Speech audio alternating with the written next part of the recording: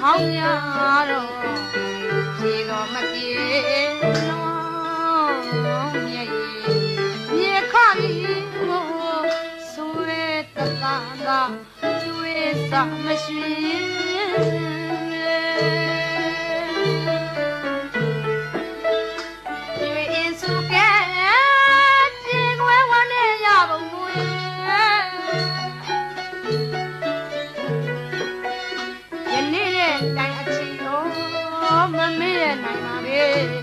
အာဇာနည်ကောင်းဆောင်ကြီးတွေအာဇာနည်ကောင်းဆောင်ကြီးတွေကောင်းရာသူကလေးရောက်ရှိရပြီ